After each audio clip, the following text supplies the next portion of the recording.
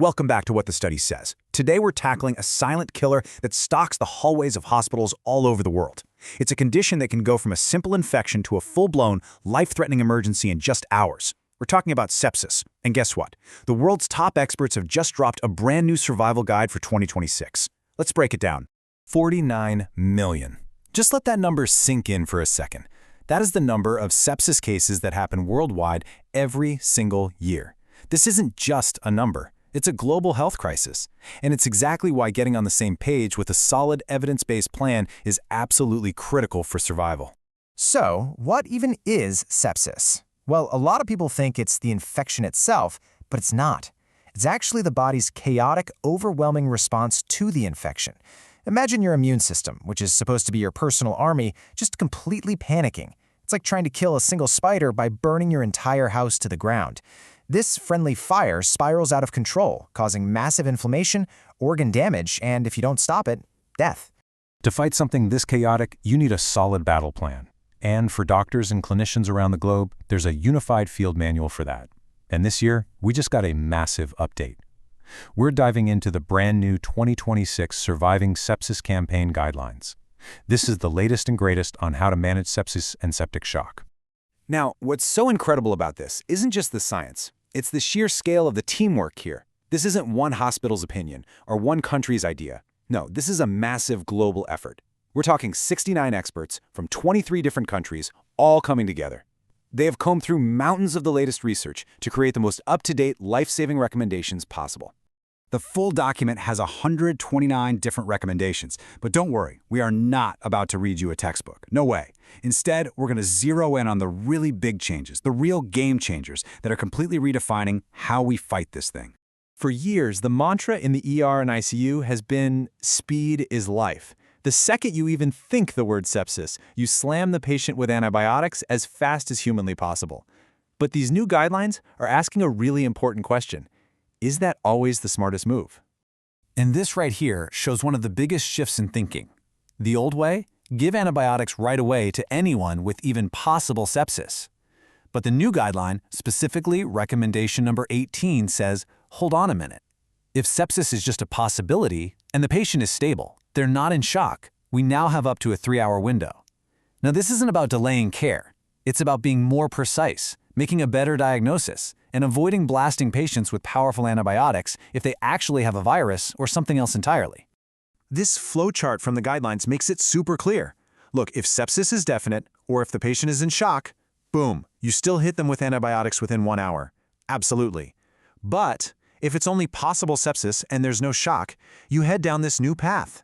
You get a 3-hour window to do a quick investigation, look for other causes, and really confirm if a bacterial infection is the culprit. It's all about being smarter, not just faster. Okay, so we've talked about when to give antibiotics, but what about how we give them? Turns out, the way you deliver the drug can be just as crucial as the drug itself, and the new guidelines have something powerful to say about this. Let's check out recommendation number 33. For a whole class of workhorse antibiotics called beta-lactams, the guidelines now make a strong recommendation for using a prolonged infusion. Now, you got to understand, in the world of medical guidelines, a strong recommendation backed by solid evidence, that's a very big deal. It signals a real change in the standard of care. So, what does that even mean for the patient? Well, instead of getting the full dose of antibiotics in a quick 30-minute IV blast, you get it delivered slowly over several hours. Think of it like this. The quick push is like a shot of espresso. You get a huge jolt, but it fades fast. The prolonged infusion is like a slow drip coffee, keeping the drug levels in your blood perfectly in that bacteria-killing sweet spot for much, much longer. It's just more effective. Here's another groundbreaking change for 2026. The battle plan doesn't end when a patient is discharged from the ICU anymore. For the first time, there's a huge emphasis on what comes next. It's a recognition that just surviving sepsis is often only the start of a really long, tough journey. And these recommendations are the proof. The guidelines now officially talk about post-sepsis syndrome. They suggest follow-up for the physical, the cognitive, and the emotional problems that so many survivors struggle with. They recommend specific things like post-critical illness clinics and physical rehab. This is a monumental step. It's about treating the whole person, not just the infection they came in with. Okay, we have covered a ton of ground here. So what are the absolute must-know top takeaways from all of this? Let's boil it all down to the new core strategy. Here are your 4 big takeaways. Number 1, speed is still king when sepsis is obvious or the patient is in shock. That 1-hour antibiotic window is sacred. 2, it's now smarter, not just faster. We have a new 3-hour window to investigate less certain cases. 3, how we give drugs matters. That prolonged infusion is now a key strategy. And finally, number 4, we're thinking about the marathon, not just the sprint. Long-term recovery is officially part of the plan. So look, this isn't just some academic paper for doctors. What does all this mean for you or your family if you ever have to face this? Why does this actually matter? It matters because it all translates to better, more personalized care. It means you're more likely to get an accurate diagnosis, which reduces the risk of getting powerful antibiotics you might not even need. It means more effective treatment if you do have a bad infection. And, so importantly, it means better support systems are being built for that tough recovery period after you go home. It empowers you to be a part of the conversation. These guidelines, they really are the best of what we know right now. They're smarter, they're more nuanced, and they're more compassionate than ever before. But here's the final nagging question.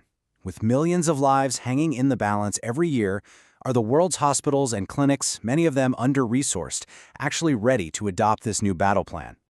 Getting this plan into practice everywhere is going to be the next great challenge. To stay on top of the latest medical breakthroughs and what they mean for your health, make sure to subscribe and share what the study says.